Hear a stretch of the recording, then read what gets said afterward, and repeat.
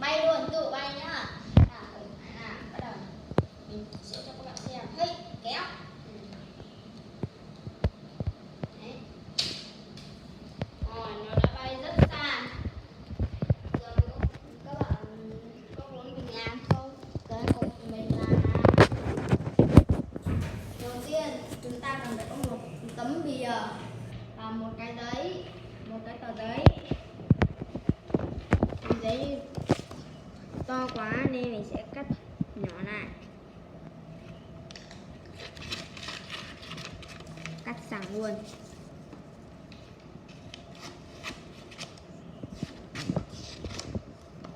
Thế chúng ta sẽ gấp máy bay cái này.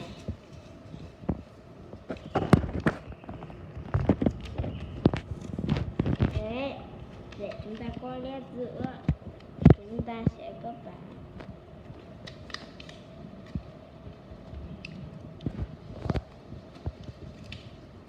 Thế giờ chúng ta sẽ gấp chỗ này.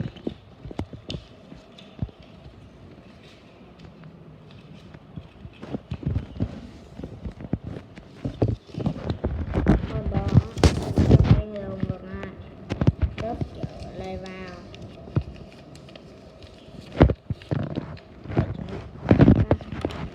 Gấp thế này ra.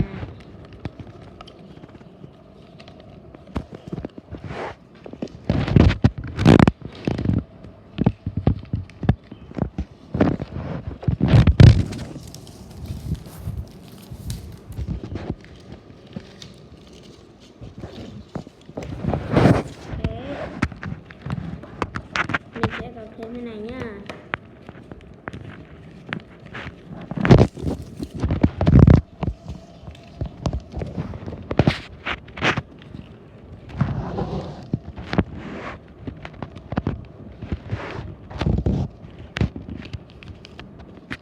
Đây, nó đã thành một cái máy bay đúng không nè. Nhưng mà thường thường chúng ta chơi đấy, cầm nó lên xong rồi phi đúng không? Nhưng hôm nay mình sẽ thực hiện các bạn một cái cách chỉ cần kéo hai ngang ở dưới là cái máy bay nó tự phi luôn. Cùng bắt đầu thôi. Không thể đúng. Đầu tiên chúng ta cần phải có tấm bìa. Đây, chúng ta sẽ gấp thế này lại. Và chúng ta gấp chỗ này lại.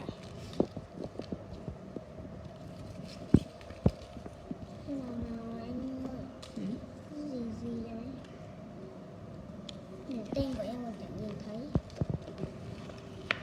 Đây hết gì vậy? Chúng ta sẽ gấp thế này này. Gấp thế này này. Lại gì vậy? Gấp thế đấy. Gấp thế này này. Bên đây cũng tương tự như vậy. Nào bên nào các bạn có một cái này, 3 cái chỗ để nhá, 1, 2, 3. Thế, chỗ dưới là phải to hơn, hai chỗ này nhỏ hơn. Bạn nào nhà không có kim măng thì có thể dùng dập ghim và lấy một cái dây để khu nhá, co vào. Nhưng mình sẽ lấy một khu đây này.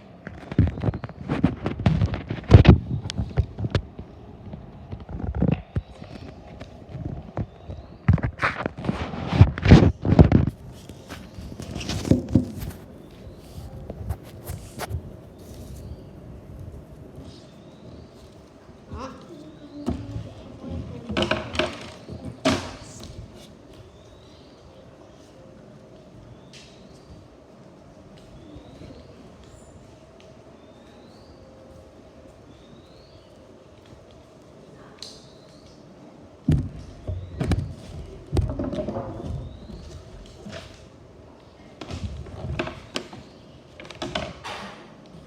Đây, mình cũng đã có cái nệp rồi. Chúng ta sẽ đây, mình sẽ đẩy cái nền vào phía giữa.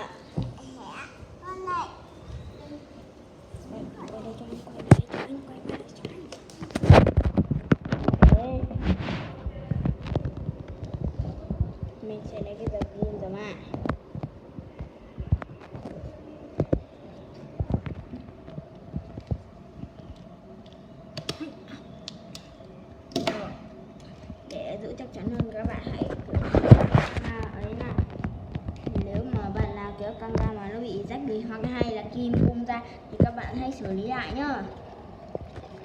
Rồi, đến vậy là xong. Rồi, bây giờ mình sẽ để đến đây nhá. Trước khi mình thử máy bay để lên, các bạn biết mình phải làm gì chưa?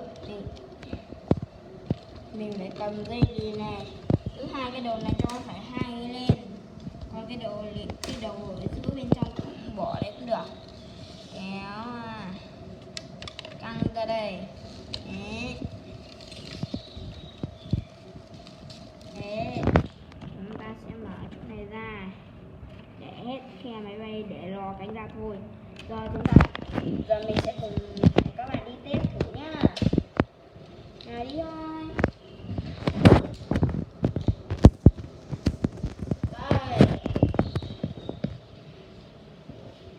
Đây nhá. 3. Các bạn sẽ cầm hai cái ở dưới này, các bạn nhìn rõ, cầm hai cái này, kéo bạch ca, cả hai đều kéo bạch ca sẽ kéo bạch ca này nó sẽ bay. Không tin thì sẽ mình biểu diễn nha. 3, 2, 1.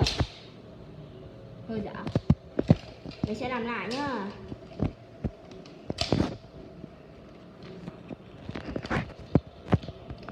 Kiểu như nó bị trượt rồi.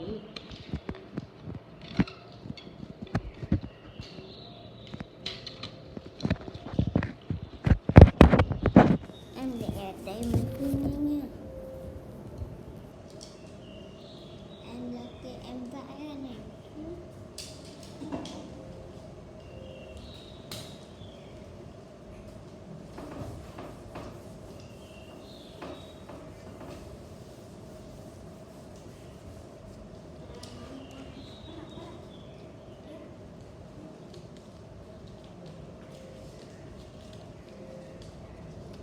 Rồi, giờ mình sẽ test thử xem có được không nhé các bạn. Nào, 3, 2, 1. Không được rồi. Được rồi, mình sẽ thử lại nhá. Đúng là yên không được đâu.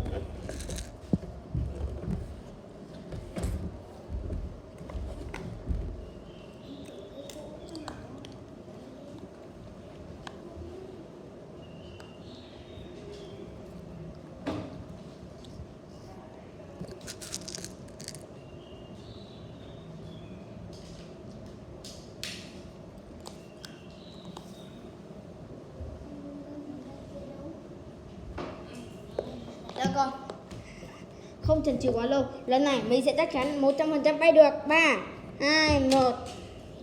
Bay ra rất xa luôn. Đó, các bạn thấy chưa? Máy bay của mình sao mờ. Đợi mình tí nhá, để mình lau cho các bạn thấy hơi đẹp.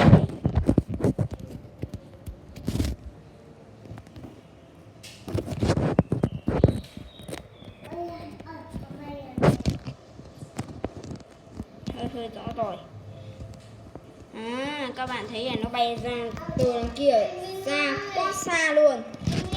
Mình nghĩ ước lượng là có thể là 2 mét. Nhưng mà đây cái video của mình đến đây là kết thúc rồi.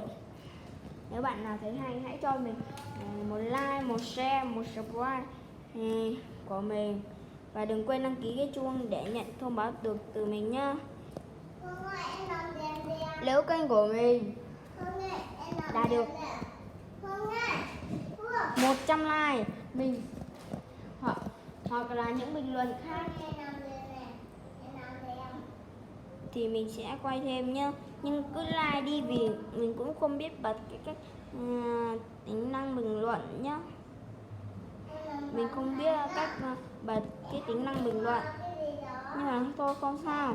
Hôm nay mình cũng quay cho các bạn xem video cách làm máy bay không cần cách phi máy bay mà không cần phi, bắn máy bay không cần phi. Là các bạn cứ cấp máy bay kiểu gì cũng được. Nhưng mà các bạn phải có cái đấy làm chắc chắn rồi nhá. Nếu bạn nào không làm được thì hãy cùng làm lại nhá. bạn nào xem cái video này rồi mà làm chưa được thì có thể xem lại nhá. Xin chào và hẹn gặp lại.